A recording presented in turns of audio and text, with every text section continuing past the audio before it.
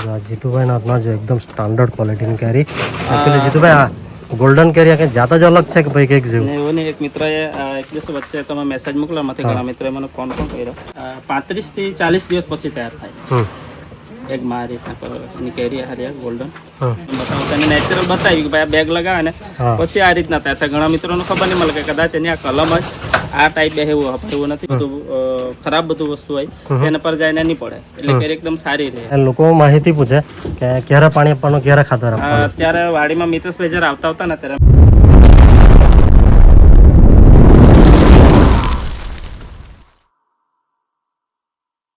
नमस्कार जोहार મિત્રો આપણે થોડા અઠવાડિયા પહેલાં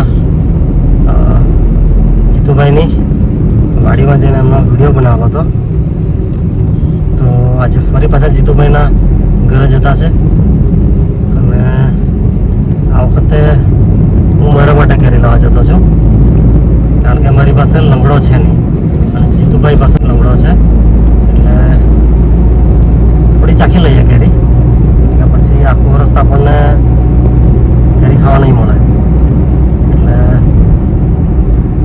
જીતુભાઈ પાસે કેરી લઈ આવીએ અને તમને પણ મુલાકાત કરાવી જીતુભાઈ સાથે ફરી અને અત્યારે થોડો સમય તમને કોલ નહીં કરશો તમારે જે માહિતી જોઈતી હોય કેરીની સિઝન પતી જવા દો પછી ફોન કરજો જેથી તેઓ તમને ક્યારે અને કયા સમયે શું કરવાનું ક્યારે ખાતર ક્યારે પાણી ને બધું આપવાનું તે તમને માહિતી આપશે અથવા વલસાડમાં તમે ગમે ત્યાં જાઓ ને આવી જ રીતના આંબાઓની હારમાળા જોવા મળે રસ્તાની બંને તરફ તમને આંબા જ જોવા મળે આંબા નથી આંબા જ છે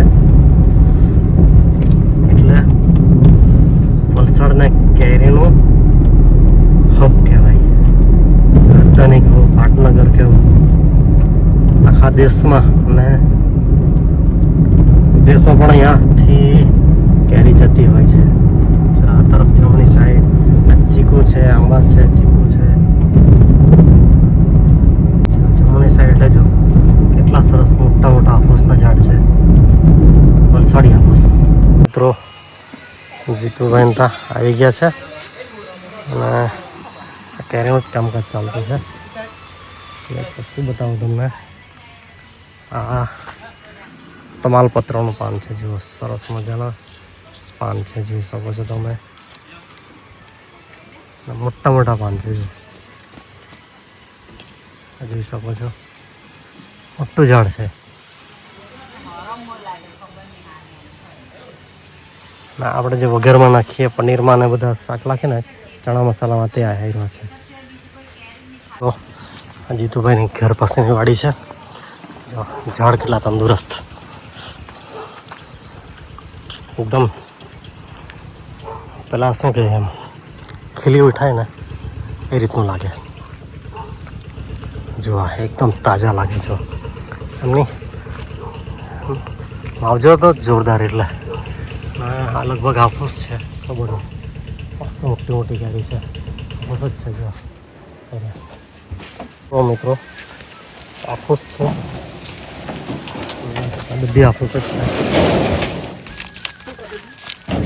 જોઈ શકો છો તડકામાં લોડ થઈ રહ્યું છે ક્વોલિટી જુઓ તમે એકદમ જોરદાર ક્વોલિટી જો પાકવા માટે એકદમ બેસ્ટ જો ઓછા 150-200 ગ્રામનું ફળ હશે આવ્યો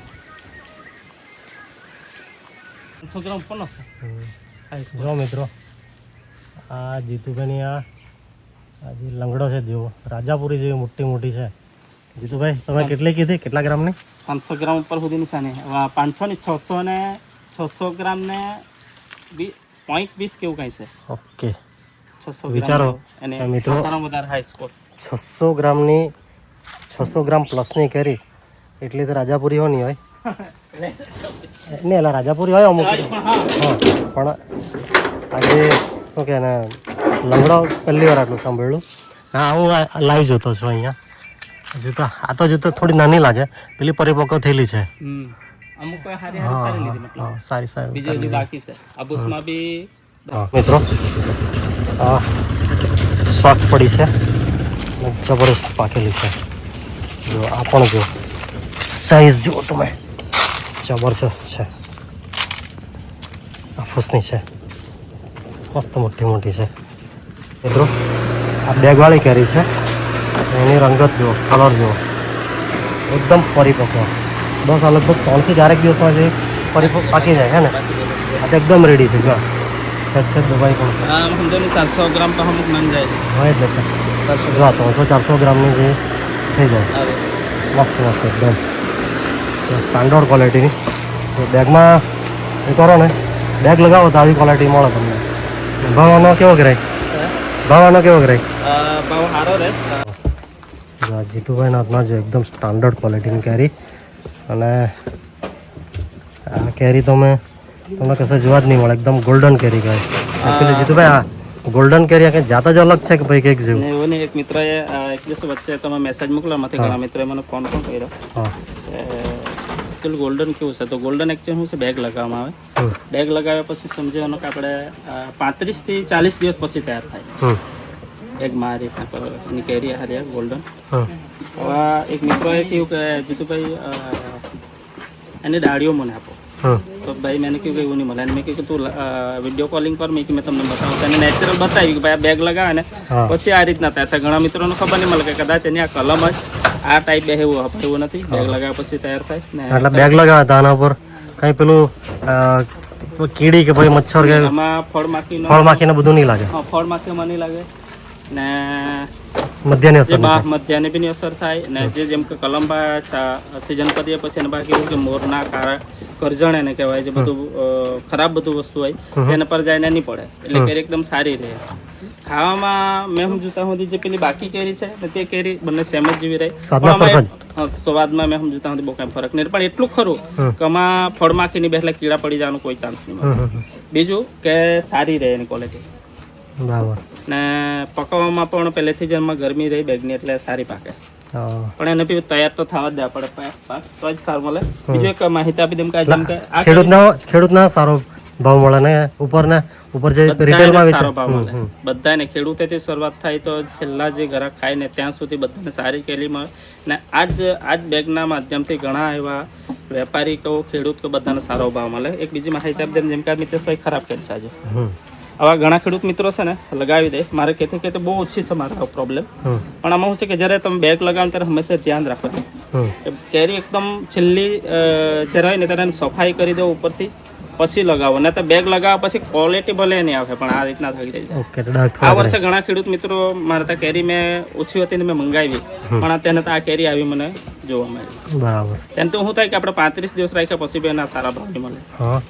માર્કેટમાં જ્યારે જાય ત્યારે એનું વેલ્યુ નહીં થાય.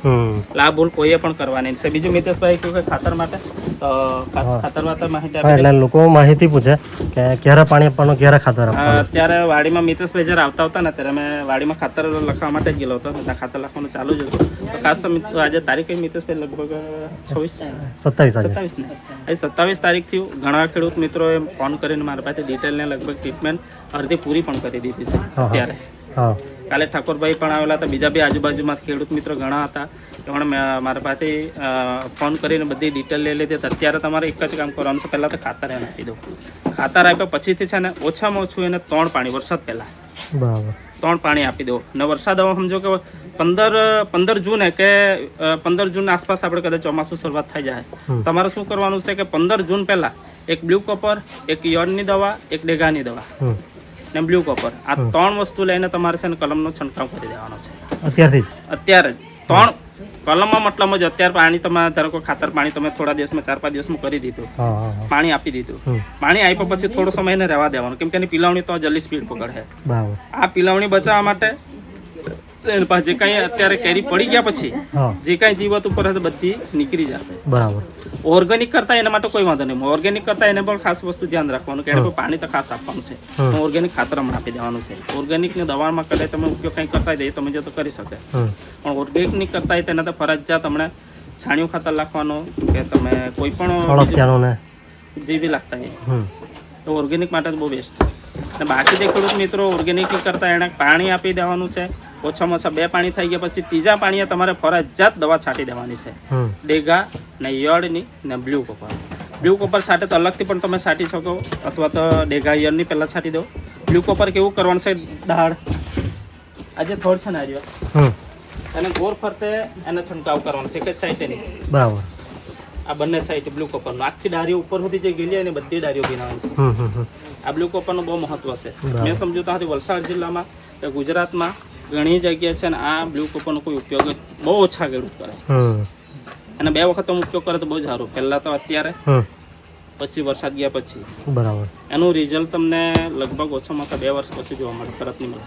બરાબર. આ વર્ષે સાઈટનું ને આવતો વર્ષે મારું ભરપૂર કેરી બેસવાનું છે એ અપેક્ષા નહીં રાખતા. એનું રિઝલ્ટ મળે પણ થોડું વાર લાગે. ધીરજના ફળ મીઠા. ધીરજના ફળ મીઠા. ખરેખર તો મિતેશભાઈ આવ્યો એટલે મેં બી મેસેજ મૂકવાનો હતો, પણ સારું થયું મિતેશભાઈ આપી દીધી. ચાલો જીતુભાઈ, આપણને પેલું કેવું કે એકદમ બિઝી શેડ્યુલમાંથી, કારણ કે હજુ કામ ચાલુ જ છે, 10, 15, 20 મિનિટ એ લોકોને લઈને જીતુભાઈને કીધું કે આપણે માહિતી આપો.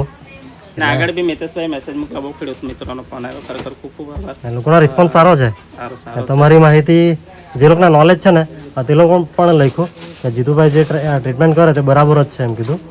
ને બીજો ખાસ માહિતી આપી જેમ કે જે તમે દર વર્ષે રેગ્યુલર જે ટ્રીટમેન્ટ કરતા છે ને જો આમાં તમને રિઝલ્ટ મળતું હોય તો તમારે કોઈની સલાહ લેવાની જરૂર નથી.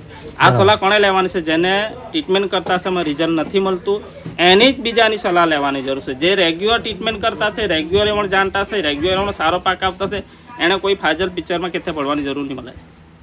જેને પાક નથી સારો થતો ને તેણે જ સલાહ લેવાની છે ને તેણે જ આ ટ્રીટમેન્ટની જરૂર છે. જેનું ચાલતું હોય તો વધારે એ કરવા જશો બગડશે. એટલે આ તો ભૂલથી કોઈ કંઈ કરવાનું જરૂર નહીં મળે. છતાં મિતેશભાઈ નંબર આપતો છે. મિતેશભાઈ તમે આવ્યો પછી એટલા બધા ફોન આવ્યો. ખરેખર કેરીની સિઝન તમે બધાના જ ફોન તમે ઊંચાઈ કાઢ છે, પણ બને ત્યાં સુધી સાંજના સમય કરે તો ઘણું સારું. કેરીની સિઝન 10-15 દિવસ છે હવે. 10-15 દિવસ પછી મતલબ મેં બી ફ્રી થઈ જાવ. તમે ફોન કરે તો ઊંચાક્યા કરાય. થોડા દિવસ પૂરતા ખાલી બીજી છે. ખૂબ ખૂબ આભાર મિતેશભાઈ. છતાં મિત્રો કાંઈ બી માહિતી ના ખબર પડે તો છતાં મિતેશભાઈ નંબર આપશે, તમે ફોન જરૂર કરજો. જીતુભાઈ તમારો ખૂબ ખૂબ આભાર. અરે કાંઈ નહીં. 5-10 કિલો જેવી કેરી લઈ લીધી છે અને જો ખૂબ જ સરસ પરિપક્વ થઈ ગયેલી છે. આ 3 થી 4 દિવસમાં મસ્ત પાકી જશે. હાફૂસ, દશેરી અને બીજી બધી જ કેરી છે આપણી, પણ આ જ એક બાકી આપણી લઈ લીધી છે.